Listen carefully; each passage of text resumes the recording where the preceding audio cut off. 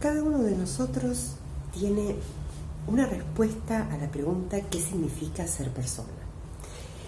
Esa respuesta puede incluir dos dimensiones, es decir, que somos biopsicológicos o biopsíquicos, es decir, que tenemos un cuerpo y un psiquismo, pero podemos tener un paso más allá y decir que somos seres que tenemos una dimensión social también. Y habemos otros que consideramos que la espiritualidad es la dimensión constitutiva del ser humano, la que le da peso y lugar relativo a las otras dimensiones. Precisamente esa dimensión, donde anidan la conciencia, la autoconciencia y la libertad, es la que puede tomar decisiones, es la que interviene en los actos deliberativos, es la que nos permite elegir una cosa o la otra.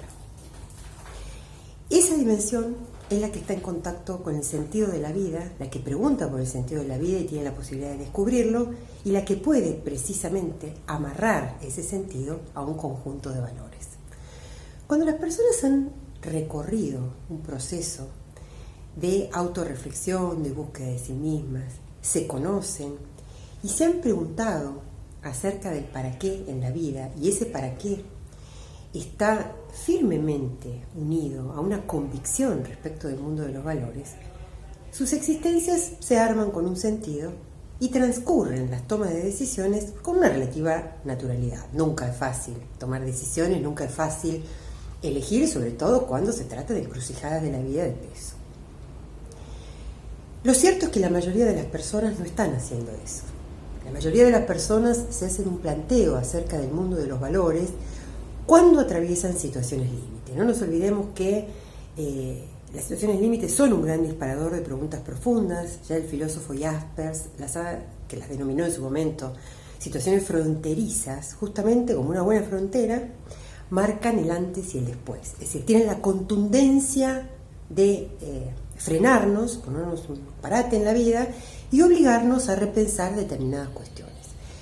Si yo venía transitando un determinado territorio y me encuentro con una frontera, me voy a ver obligada a hacer cambios en mi existencia. Tengo un nuevo idioma, tengo una nueva moneda, tengo hábitos, costumbres, tengo una cultura diferente. Yo puedo quedarme atada a mi mundo, a lo conocido, a los valores con los que venía, o puedo hacerme un replanteo y decir, bueno, estoy en otro país, ahora voy a tener que incorporar cuestiones distintas. Ahora, incorporar hábitos distintos significa que yo voy a dejar de valorar como valoraba y de considerar aquellas cuestiones que son importantes en la vida porque ahora estoy del otro lado. ¿A qué viene este ejemplo? Las personas estamos muchas veces atravesando situaciones límites. A veces son tremendas, como una pérdida, una muerte, otras veces son pérdidas parciales, son rupturas de mundos que teníamos armados y que considerábamos sólidos y estables.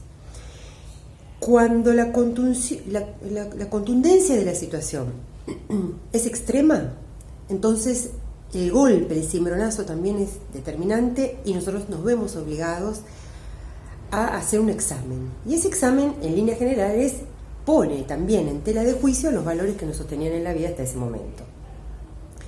Puede suceder que como resultado de ese llegar a esa frontera imaginaria que estamos marcando, las personas decidamos reafirmarnos en los valores que teníamos. Es decir, ok, yo ahora voy a estar del otro lado con estos mismos valores, pero tomando decisiones desde este otro lugar, porque cambiaron las circunstancias, ¿sí?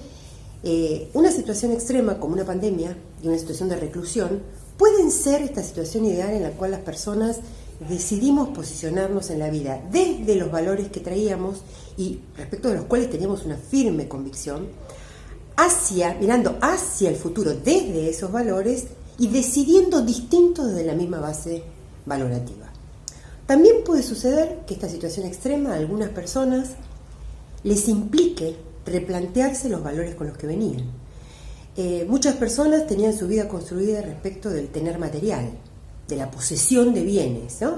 Desde los materiales concretísimos, y frecuentemente hacer compras, pasearse por el shopping frente a un estado de angustia, hasta el poder, el anhelo de poder, de dominio sobre otras personas, por ejemplo, que también es una forma material de tejer la existencia, porque no tiene que ver con lo espiritual y con los valores elevados. Y es posible que para esas personas esta pandemia sea una situación límite que actúe como un disparador de planteos axiológicos. Bueno, a ver, cuando yo salga de esta situación, ¿Voy a seguir considerando valioso lo mismo que consideraba valioso antes de esta situación? Pero la mala noticia es que esa situación es solamente un disparador, que es una propuesta, si ustedes quieren, maravillosa y excepcional a nuestra libertad para cuestionarse los valores sobre los cuales veníamos tejiendo nuestra vida. Es posible que la pandemia los reafirme, si estos eran elevados y trascendentes, si yo era una persona solidaria, generosa, preocupada por la mejora del mundo, si yo era capaz de quitarme del centro de la escena y poner en la escena a otros y colaborar con el sentido de la vida de esas otras personas, posiblemente esta pandemia me refuerce. Ahora la pregunta es si yo era egoísta y si yo estaba solamente ambicionando acumular cosas para mí.